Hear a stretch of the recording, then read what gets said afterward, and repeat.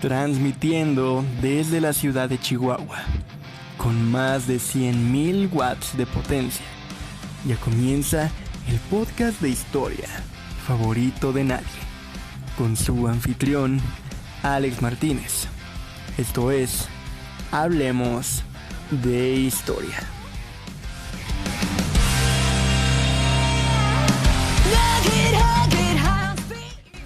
¿Qué tal, amigos y amigas? Sean bienvenidas y bienvenidos a un nuevo episodio de Hablemos de Historia. Ya de vuelta en otro miércoles histórico que espero sea de su agrado, y esta vez les voy a contar una historia a lo sumo peculiar e interesante que ya había escuchado hacía tiempo, muy por encimita, pero que mi amigo César, al cual le mando un saludo, me dijo que la checara, que estaba bastante curiosa y que se le podía sacar mucha carnita, como lo fue el robo al Museo Nacional de Antropología de 1985. Así que vamos empezando, pero primero tenemos que conocer este recinto tan importante para la conservación de la historia y la antropología en nuestro país.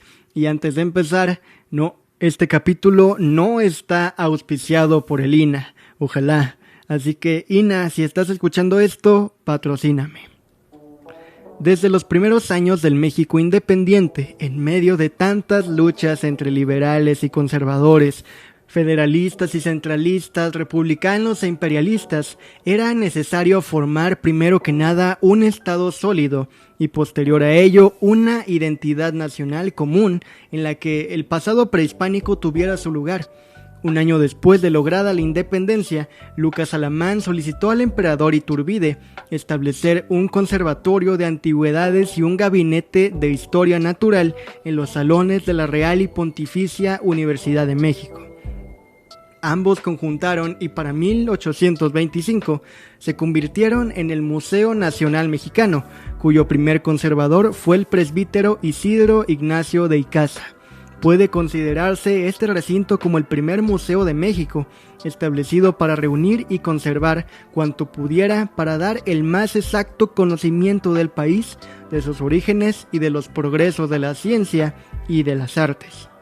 No sería hasta 1865, durante la segunda intervención francesa, que otro emperador, Maximiliano, quien era un ferviente naturalista, decidió asignarle al museo un espacio propio en un palacio que había funcionado como casa de acuñación de dinero durante la época colonial en la actual Calle de Moneda, en lo que ahora es el Museo Nacional de las Culturas. La inestabilidad política y social de esos años suspendió la inauguración del museo, y no fue sino hasta el triunfo de la República cuando finalmente el Museo Nacional de México abrió sus puertas a la primera exhibición de arqueología e historia del país. Posteriormente, en los últimos años del siglo XIX, el general Díaz, entonces presidente, comenzó a mostrar interés en la arqueología, dando paso así a la formación de una identidad nacionalista en torno al pasado prehispánico, dando así lugar a una de las tantas identidades que desde el surgimiento de México como nación se había buscado. Entonces, el 16 de septiembre de 1887 se inauguró, dentro del mismo museo, el Salón de Monolitos, un área acondicionada para exhibir las esculturas de gran tamaño que habían permanecido durante años en el patio y a las que pronto se fueron sumando muchas más, como la Piedra del Sol, que fue trasladada desde Catedral, o la Chalchitlicue desde Teotihuacán. A la creación de esta galería, la primera de su tipo en México, se le sumaron la formación de la Inspección General de Monumentos Arqueológicos de la República Mexicana y del Departamento de Etnografía, la primera enfocada al estudio y la divulgación de los pueblos prehispánicos mediante enfoques y métodos científicos propios de la historia, la arqueología y la antropología moderna, y el segundo para estudiar y exhibir lo mucho que tenía la República procedente de los grupos indígenas. Asimismo, se llevó a cabo la apertura de 2 salas de antropología y etnografía, donde se mostraban diversos tipos físicos de humano, exhibición que reflejaba las ideas del evolucionismo darwiniano y la antropometría que ya habían penetrado en México. La función del museo como centro de investigación pareció imponerse frente a su carácter nacionalista. Asimismo, el Museo Nacional, casi desde su creación, tenía una función también como centro educativo que se había desarrollado por medio de conferencias y cursos sobre historia, etnología, antropología física, lenguas indígenas y geografía general. La labor docente se formalizó cuando Justo Sierra funda en 1911 la Escuela Internacional de Arqueología y Etnología Americanas en convenio con las universidades de Columbia, Harvard y Pensilvania. Esta iniciativa comenzó a atraer personajes influyentes de la antropología de ese tiempo como el gran Franz Boas, Edward Seller, Alfred Tozer, entre otros. Ya en 1909, todos los objetos de la colección de anatomía comparada, botánica, geología, mineralogía, paleontología, teratología y zoología, que durante décadas habían convivido con el patrimonio arqueológico, fueron llevadas a un nuevo local, el Museo Nacional de Historia Natural. Tras la migración de las colecciones, el recinto de Moneda cambió su nombre a Museo Nacional de Antropología, Historia y Etnografía y se mantuvo así por más de 30 años. Después de la Revolución, en 1939, el presidente Lázaro Cárdenas decretó la creación del INAH, el cual a partir de ese momento fue el organismo encargado del cuidado, estudio, difusión y protección del patrimonio arqueológico, antropológico e histórico de nuestro país. Así también se fundó la Escuela Nacional de Antropología, permitiendo que por primera vez en México se pudiera realizar una carrera universitaria en arqueología. A partir de ese acontecimiento y mediante el acuerdo de la SEP, se le confirió al INAH la responsabilidad de impartir la enseñanza de la antropología y la historia, y de esta manera la escuela deja de pertenecer al museo. La colección del museo sufrió en 1940 una segunda división. Por instancia del presidente Cárdenas, el castillo de Chapultepec se convirtió en el Museo Nacional de Historia, lo que provocó que todas las piezas posteriores a la época colonial se mudaran a ese espacio, donde permanecieron por 23 años hasta 1964. Un año antes, se había iniciado la construcción del actual museo también en el bosque de Chapultepec, proyecto que estuvo coordinado por el arquitecto Pedro Ramírez Vázquez y que aprovechó una zona deforestada y alejada en los márgenes del bosque, constando de 45,000 metros cuadrados, de los cuales solo 30,000 corresponden a salas de exhibición. El resto consta de múltiples servicios como el área académica, biblioteca, talleres de restauración, de conservación, de montajes de dioramas, almacenes y bodegas. En el diseño convergen perfectamente la modernidad con lo que se trata de evocar, como lo es lo prehispánico e indígena, dando la bienvenida a los y las visitantes el gran monolito de la Chalchitlicue o Tlaloc en la entrada. Ya dentro del museo podemos encontrar 22 salas permanentes que recorren todas las zonas culturales del país, comenzando por una introducción a la antropología, siguiendo por el poblamiento de América y el altiplano central en las 3 primeras salas. Posteriormente, de la 4 a la 6, podemos conocer la cultura teotihuacán, los toltecas y mexicas. De la 7 a la 9, sobre las culturas de Oaxaca, la costa del Golfo y los mayas. Las salas 10 y 11 corresponden a las culturas del occidente del país y las del norte respectivamente. Pasando a la planta superior, encontraremos ya no antropología, sino etnografía de todo el país. De la sala 12 a la 22 se distribuyen las muestras del Gran Ayar, el Purepecherío, Otopame, la Sierra de Puebla, Oaxaca, la Huasteca, la península de Yucatán, las sierras, desiertos y valles del norte y finalmente los pueblos nahuas. A estas 22 salas se le suman otras 2 de exhibiciones temporales y la recreación del antiguo juego de pelota. Ahora, debemos mencionar que la colección del Museo Nacional de Antropología está conformada por numerosas piezas arqueológicas y etnográficas provenientes de todo México. Entre algunas de las piezas más emblemáticas de la colección se cuenta la Piedra del Sol, que es el corazón mismo del museo, las cabezas colosales de la cultura olmeca, las monumentales esculturas teotihuacanas dedicadas a los dioses del agua, la tumba de Pacal, las ofrendas funerarias de Monte Albán, las estelas de Xochicalco, así como un atlante tolteca traído desde Tula y el ya mencionado monolito de Tlaloc que custodia la entrada al museo. El Museo Nacional de Antropología constituye uno de los principales sitios de interés turístico de México. Atrae cada año a más de 2 millones de visitantes, puesto que es uno de los más grandes e importantes del continente americano. Es por esta misma importancia que se codea con los grandes museos del planeta, y entrando en esta categoría, no está exento de lo que le suelen ocurrir a estos recintos. Verán, desde la antigüedad y con un enorme apogeo a finales del siglo XIX, el robo de piezas arqueológicas de todo el mundo ha sucedido con mayor frecuencia de lo que se desea. Resulta sorprendente saber que en Egipto incluso llegaron a existir vendimias enormes a plena luz del día de restos arqueológicos sacados de tumbas y recintos funerarios.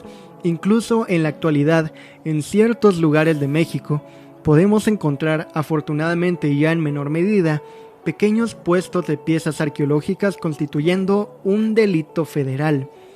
Uno de los museos más grandes del mundo, como lo es el Museo Británico, alberga en su interior innumerables muestras históricas conseguidas mediante el robo y el saqueo de todas partes del mundo, desde México hasta Benín.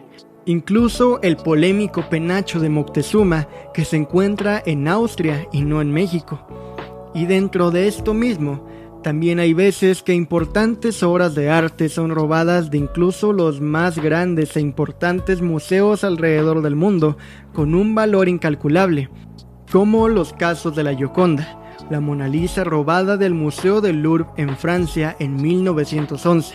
El Grito de Edvard Munch ya ha sido sustraído varias veces, o el robo al Museo Isabella Stewart Gardner en 1990, cuando se sustrajeron 13 obras de Bremer, Rembrandt, Manet y Degas, valoradas en $500 millones. Pero, ¿qué dirías si te dijera que 5 años antes, 2 estudiantes de veterinaria orquestaron y realizaron el mayor robo a piezas arqueológicas a un museo en México? Durante la noche de Nochebuena, el patrimonio cultural de México resintió uno de sus más grandes golpes en la historia. 140 piezas fueron saqueadas del Museo Nacional de Antropología. Carlos Perches y Ramón Sardina, 2 estudiantes de veterinaria de la Universidad Nacional Autónoma de México, ambos de clase alta y que vivían en Jardines de San Mateo y Ciudad Satélite en Naucalpan, en la zona metropolitana de la Ciudad de México, habían estado planeando robar el Museo Nacional de Antropología, para lo que visitaron el recinto cerca de 50 veces durante 6 meses en el año de 1985, aun a pesar de la catástrofe que significó el terremoto del 19 de septiembre de ese mismo año. En dichas visitas, estudiaron los accesos a las salas, conocieron los patrones de vigilancia, realizaron croquis y averiguaron adicionalmente sobre el valor de ciertas piezas para seleccionar las que hurtarían, mismas a las que les tomaron fotos. Todo quedó listo para la noche de Navidad del 85.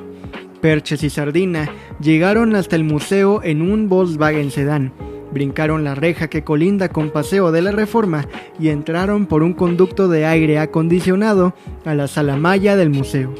8 vigilantes del Museo de la Policía Bancaria e Industrial, cuerpo de la Policía de la Ciudad de México dedicada a la vigilancia nocturna del museo, se encontraban celebrando la Navidad en un solo punto del recinto, ingiriendo bebidas alcohólicas y no cumplieron con el protocolo de vigilancia vigente que establecía, entre otras medidas, cierto número de rondines por las salas y cerrar sus puertas, cuestión que fue aprovechada por los ladrones para cometer el robo.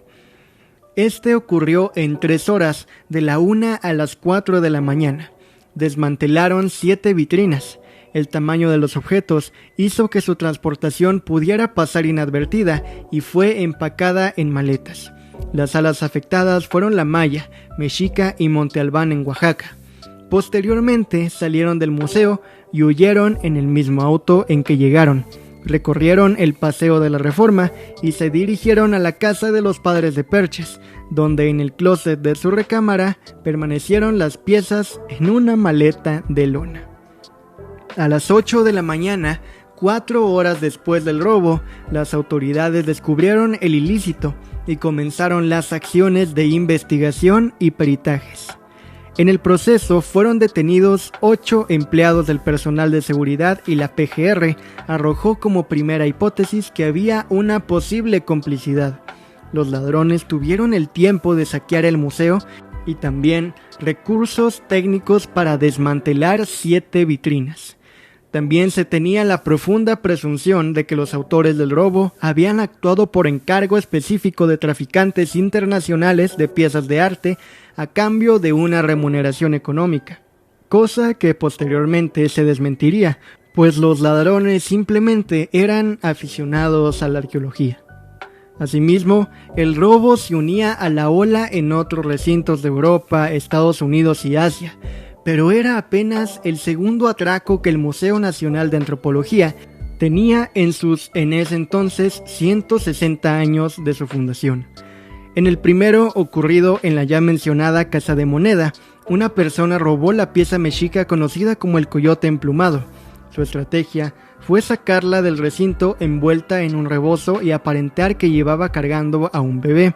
Así burló la vigilancia de los custodios, y la pieza fue llevada y vendida en Estados Unidos y más tarde recuperada con ayuda de la Interpol. Pero en el caso del 85, dentro de las piezas robadas se encontraban algunas del cenote sagrado de Chichén Itzá, casi la totalidad de la ofrenda original de la tumba de Palenque, objetos de oro de la sala mixteca, la famosa máscara zapoteca del dios murciélago, la invaluable máscara azteca de mosaico de jade, con incrustación de concha y obsidiana, una estatuilla del dios Sol y un pectoral de oro con un disco solar, entre otras más. De los 140 objetos que se denunciaron como robados, 94 eran de oro y los demás de mosaico de turquesa, de jade, piedra verde, concha, cascabeles, obsidiana y piedra. El mismo día en que se produjo el asalto, un grupo de 10 peritos se trasladó al lugar de los hechos con el propósito de realizar pruebas y análisis correspondientes, fotografías, dactiloscopía, criminalística, evaluación física e incluso química.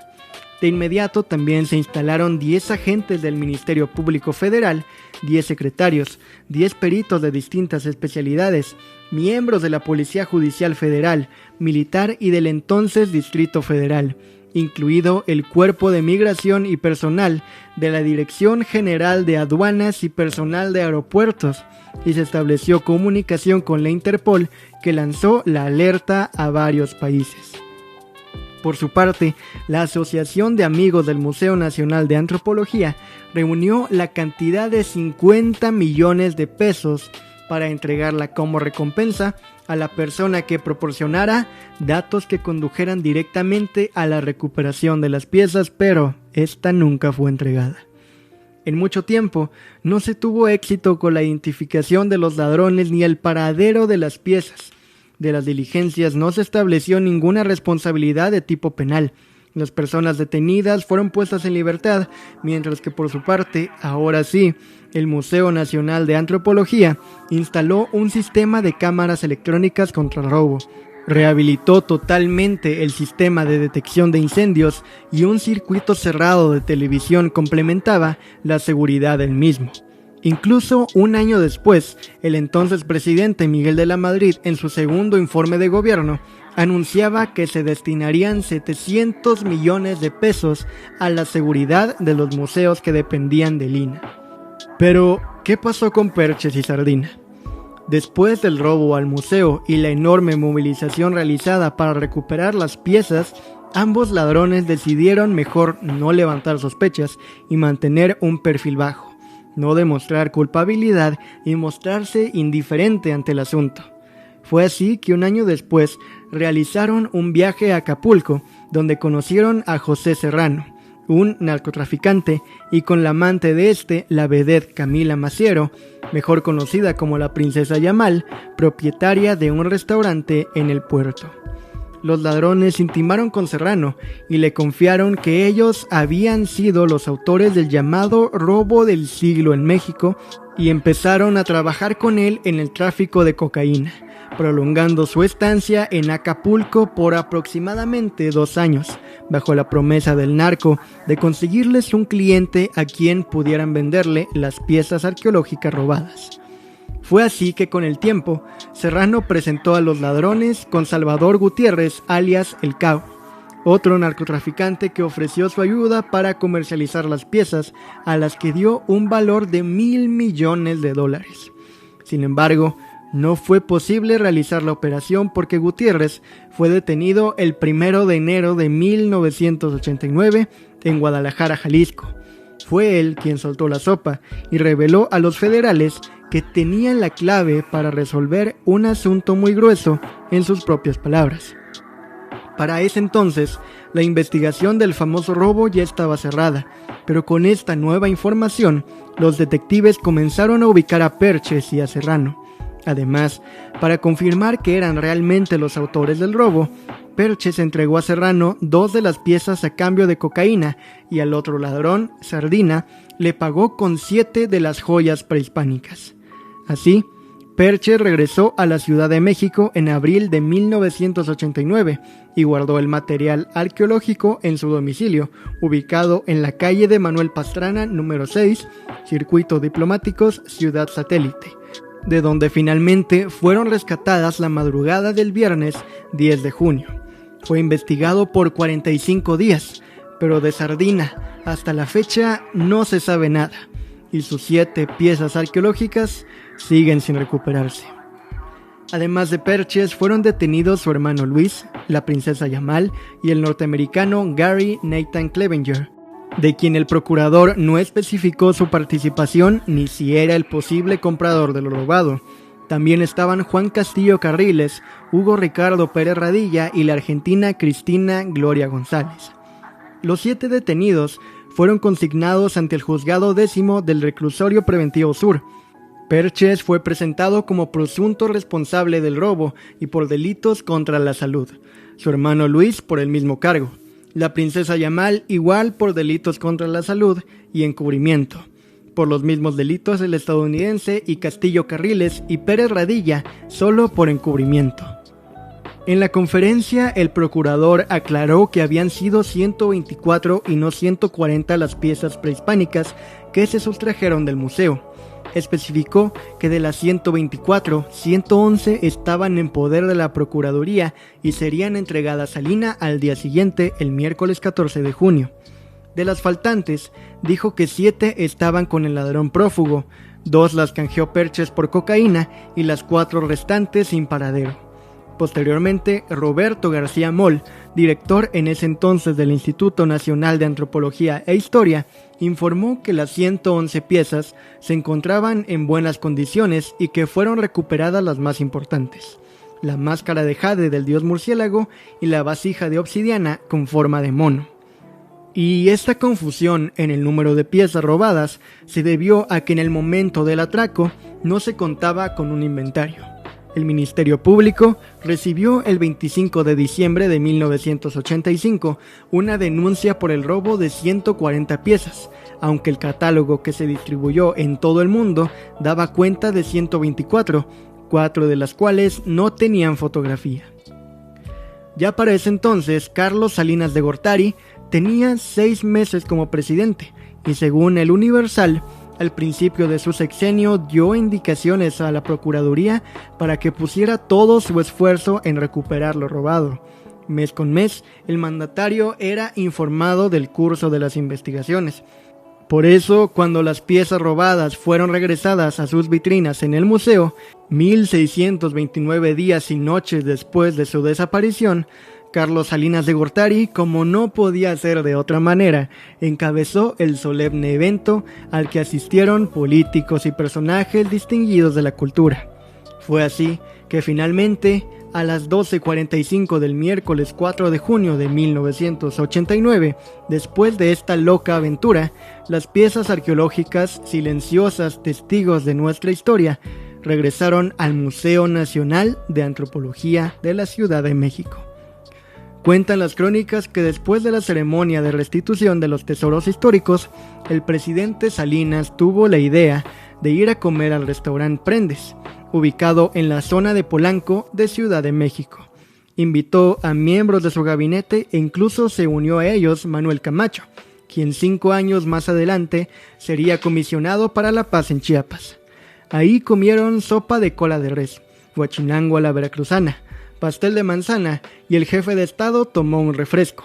Mientras tanto, en el museo volvía la recurrente tranquilidad cotidiana de un día cualquiera, mientras todo volvía a la normalidad.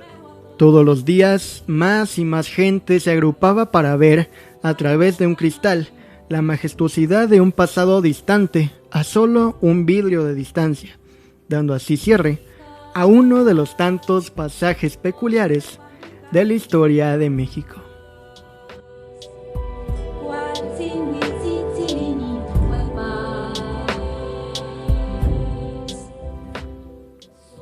Muchas gracias por haber escuchado este nuevo capítulo de Hablemos de Historia. Espero de todo corazón que te haya gustado, te hayas entretenido o aprendido algo nuevo, que a fin de cuentas es la intención de este proyecto. Me ayudarías demasiado compartiéndolo con tus amigos y familiares y siguiéndome en Instagram, donde estamos como @hablemospodcast, podcast con doble T, y Facebook como Hablemos de Historia. Muchas, pero muchas gracias por haber escuchado este capítulo de Hablemos de Historia y te espero la siguiente semana a la misma hora, 10 a.m. y por los mismos canales. En fin, no me enrollo más, yo fui Alex Martínez. No olvides usar cubrebocas, lavarte las manos, ahorrar agua, cuidar el planeta y hablar de historia. Me despido no sin antes desearte que la fuerza te acompañe siempre. So